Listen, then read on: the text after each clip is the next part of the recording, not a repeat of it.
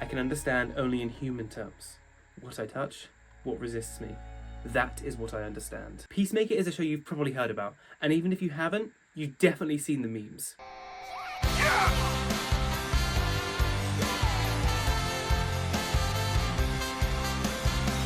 But beneath James Gunn's signature witty, sarcastic, and pretty self-aware writing is, as always, innate humanity and ideals and philosophies that make you stop and think deeper.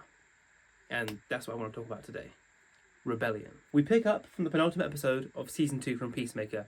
He and the gang are still stuck in the evil, bad, racist Nazi world, and this is who we've got in the scene. Our guys Chris, John Peacemaker, Hardcore, and Econo Goat.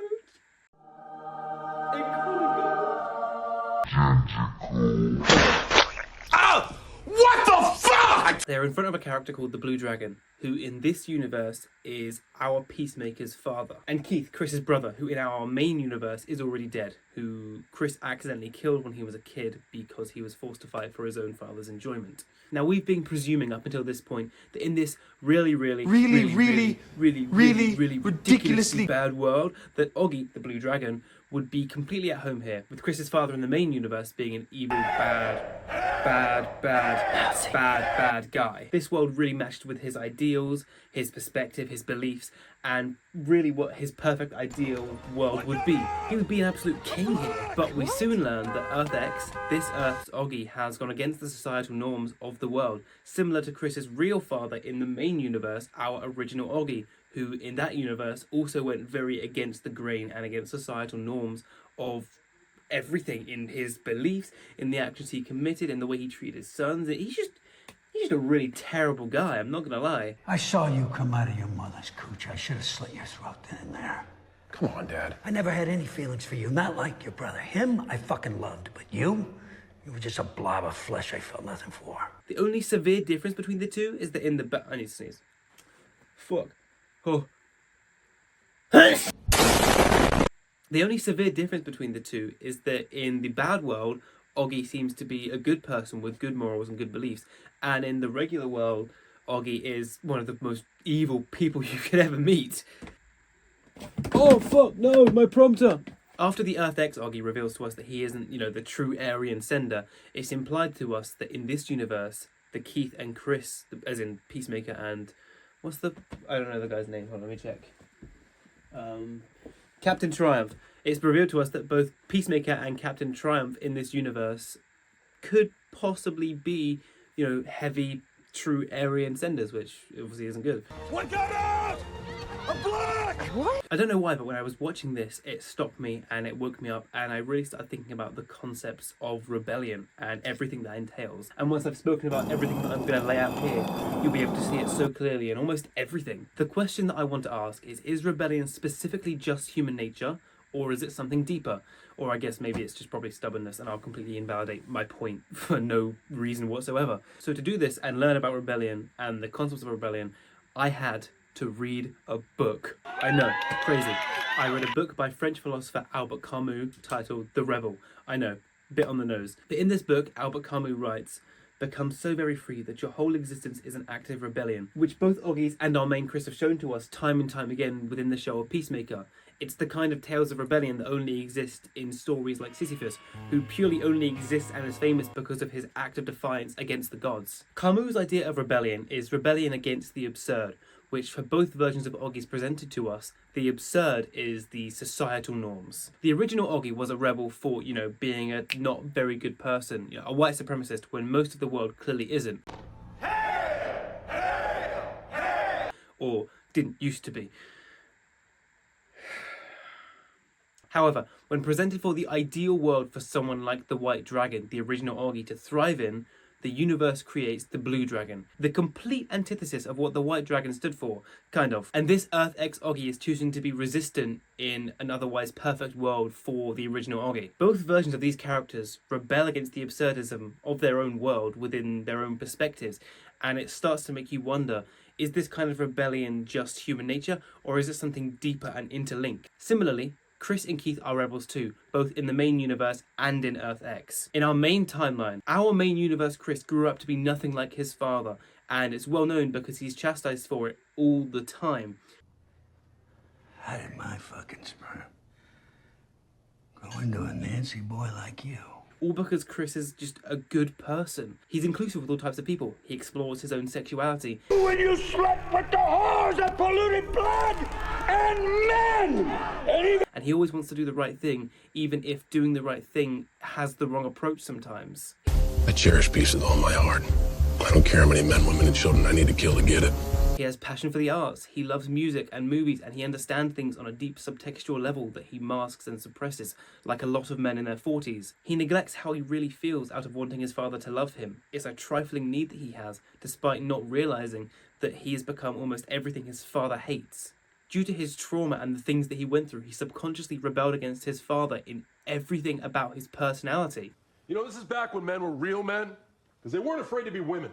His tastes, his character, his friends, and his individuality. Throughout every family unit is the desire to be independent, to be seen as an equal and not as just someone's child, especially as the gap between being a child and an adult grows closer every day. I mean, not to mention Peacemaker's love for his glam rock, punk rock, and pop rock, which is synonymous with rebellion. Not only are these genres associated with revolting, sticking it to the man, going against the grain, and being punk rock, but they're also associated by some to be inherently gay or emasculine. Therefore, it is inherently masculine by its fashion, its ideas, and the messages that it speaks about.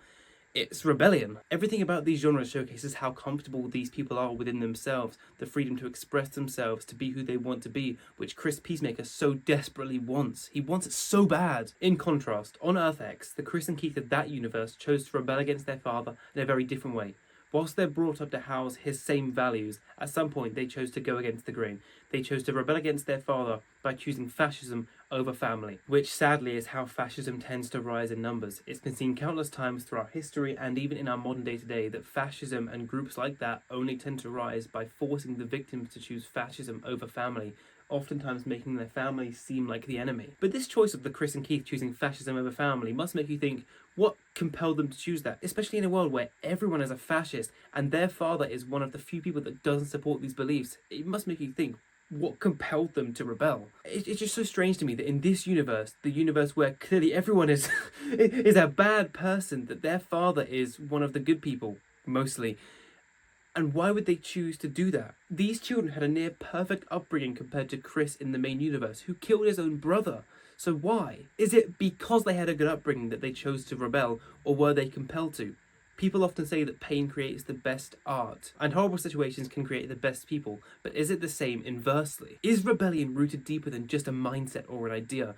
Is it something that's inherently human nature and a universal factor, and is it something that we're compelled to do by a higher power? Now, whilst Camus doesn't necessarily believe in a higher power that would force this kind of idea because he can't prove its existence, he does ground himself. And he focuses on how rebellion works within the confines of a human being. I don't know whether this world has a meaning that transcends it, but I know that I do not know that meaning, and that it's impossible for me to just now to know it. I can understand only in human terms what I touch, what resists me. That is what I understand. Another question is it human nature for whatever your upbringing was to resist you? If you take two family examples like the ones used in this video, just don't use fascist versus not, and you give them the exact same external factors, i.e. societal norms, the status quo of the world, everything the exact same except for the upbringing. For example, one family giving their child the best upbringing possible and the other family giving the child the absolute worst. Would both of them still rebel? And familial rebellion is everywhere. It's showcased to us everywhere from the beginning of our childhood. And this kind of rebellion could be rejecting your parent as a whole, their politics, their careers, their ideas, their fashion, their philosophies, all of these kind of things. To an extent, if you do something different, that is rebellion. It's showcased to us in all different types of media, games, movies, TV shows, across every single genre. You can find it everywhere. But does rebellion exist because it's instilled in us from a young age, or is it always there, trying to claw its way out, waiting for an activation? Because it's accepted as a societal norm that once you get to a certain age, i.e. your teens, it's just normal for you to rebel against your family. The term they use to describe this is just adolescence, not the TV show. But in Peacemaker's case, the examples and contrasts are so extreme that it begs the question, is it human nature to rebel against the status quo? Because in Peacemaker's case, it proves true. Both Oggies rebel against the status quo of their universe in their own respective ways. Well, one of them is respective, but they rebel against these Earths in their own way, through their own values, their own ideals. And whilst the Blue Dragon really wants to do something about the fascism, sometimes you just can't, and he has to accept that, but he knows for a fact that he is not the wrong person. But when both fathers present their own status quo and their own perspective and pass that down to their children then prove to be the exact antithesis of the values instilled into them, the only status quo they had ever known. Thinking of other examples like this within DC, you have Batman and Nightwing, and how Dick Grayson grew beyond the status quo of the mission that his mentor and father provided to him, even to the extent where Batman admits all the time that Nightwing is a better hero than he could ever be. I don't want Nightwing to become Batman. I need Batman to be more like Nightwing. Because the truth is that Nightwing, Dick Grayson, grew beyond his faults and beyond his trauma, something that Bruce Wayne could never do. Nightwing, Dick Grayson, didn't want to be defined by his father's shortcomings like he was. He chose to commit an act of defiance and rebel against the status quo imprinted into him, the mission. And this is especially prevalent when he stopped being Robin and was fired by Bruce for his own rebellion against Bruce. Now, I understand that what I'm saying isn't necessarily true in every case, and there are loads of examples showcasing the exact opposite of what I've spoken about and presented to you in this video. I myself know loads of people who have had really good upbringings and are really great people, and I know a lot of people that have had really bad upbringings and are still really great people, therefore disproving my own point. But when watching this episode of Peacemaker, and this scene specifically before all hell breaks loose, it really made me just think and want to explore this idea of rebellion, despite the fact that I'm disproving my own point by what I just spoke about. But let a guy be whimsical, let a guy explore philosophy for once, please. Let a guy just do his own thing, alright? Thank you. Hey guys, just wanted to say thank you for watching this video to the end, and sorry it took so long to get this video out, and sorry it's a little bit more rudimentary and, caveman-esque than it usually is. I am using a new editing software. I'm using Adobe Premiere for the first time, so I'm trying to learn it and trying to work on what kind of editing style I want to go with going forward, because I've used like heavy meme ones and I've used slower ones like this one, and I'm not sure which one I want to use yet. Maybe a combination of both, I'm not sure. But yeah, I just want to say thank you for watching the video. But yeah, have a good day and speak to you in the next video. Yeah, bye.